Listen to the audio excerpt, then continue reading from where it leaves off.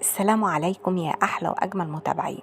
النهاردة حبايبي هنعمل مع بعض أكلة خفيفة مغذية، مش هتاخد منك وقت خالص وتتبيلتها سهلة، وأصحاب الأكلات الصحية اللي بيحبوا الأكل الصحي هيحبوا الأكلة دي وهتعجبهم قوي. تعالوا كده مع بعض نشوف الأكل الصحي الجميل ده. بما إننا بقى طالعين من رمضان عايزين نخف الوزن شوية ونظبط أكلنا، يلا نقول بسم الله ونبدأ طريقتنا. اول حاجه هعمل الخلطه. هنزل بمعلقتين كبار من زيت الزيتون، عليهم معلقتين كبار من عصير الليمون زي ما انتوا شايفين. هنزل كمان بمعلقتين كبار من الخل ومعلقه كبيره من الثوم المفروم. هخلط كل المكونات دي كده مع بعض، وبعد كده هنزل بالتوابل البودره. التوابل عبارة عن ملح، فلفل اسود، بهارات فراخ، بصل بودر، توم بودر، زعتر وزعفران وكركم وبابريكا. ولو مش موجود زعفران يبقى كفاية اوي الكركم هيدي نفس النتيجة. هقلب كل المكونات دي مع بعض كويس، وبعد كده همسك بولة صغيرة هنزل بالتتبيلة دي 5 معالق كبار كده على جنب واشيلهم. تعالوا نشوفوا بقى هنعمل ايه دلوقتي في الفراخ. انا جبت هنا معايا صدور فراخ، فتحتها بالطريقه دي علشان التتبيله تدخل جوه الفراخ، والاقي الفرخه كده اتشربت بيها وبقت جميله. مسكت بقى ده نزلتها في التتبيله، وممكن تتركي لمده نص ساعه في التتبيله الجميله دي. طبعا الكميه اللي انت عايزاها هتعمليها، هتزودي من الخلطه، من كل حاجه هتزودي بضعف لو انت عامله اكتر من كده. بعد كده هجيب بقى الخضار اللي انتوا شايفينه الجميل ده. كل الخضار الجميل اللي عندك حطيه، جزر، بطاطس، فاصوليا، بسلة، بصل، كل حاجة حلوة هتحطيها. هبدأ انزل بباقي الخلطة اللي احنا حطيناها في بول على جنب دي، وهقلب الخضار كويس، وكمان طماطم هنا متقطعة مكعبات صغيرة زي ما انتوا شايفين، وقلبت كله على بعضه.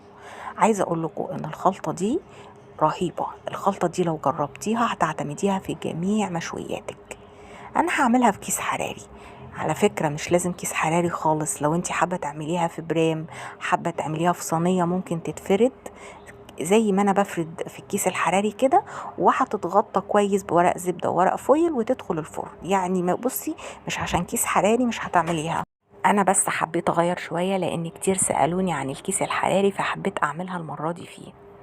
هدخل كده الاول بالخضار جواه. انا حاطه في صينيه، نزلت بالخضار كله كده وفردته بالراحه خالص زي ما انتوا شايفين كده. الاكياس الحراريه دي على فكره سعرها مش غالي، وبتتباع في اي سوبر ماركت كبير، ومعاها القفل بتاعها اللي بيقفل الكيس. طبعا نزلت بكميه الخضار، وبعد كده هبدا افرده، وهنزل بقى بالفراخ على الوش. يعني الخضار الاول، وبعد كده هتنزلي بالفراخ على وش الخضار. رصيت الفراخ زي ما انتوا شايفين، وبدأت بقى اهم حاجة يكون في الكيس داخله هوا. بصوا شايفين التتبيلة بقى اللي باقية دي، انا هاخدها كده احط عليها تقريبا ربع كوباية مية، وهدخل ربع كوباية مية دي في الكيس من جوه. خلاص انا قفلت كده الكيس، برمته من بره، وبالقفل بتاعه بدأت اضغط عليه لحد ما اقفله حلو قوي. اهم حاجة تكوني مدخلة هوا في الكيس من جوه.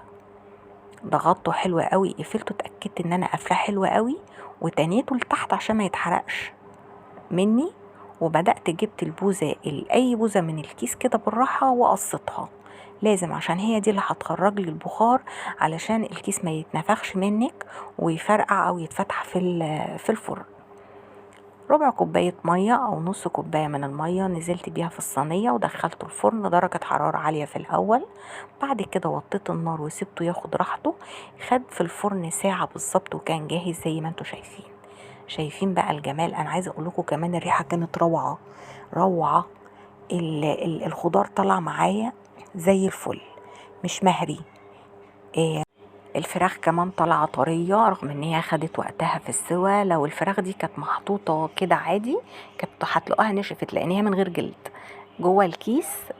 احتفظت بطراوتها، والتتبيله دخلت جواها وطلع طعمها روعه.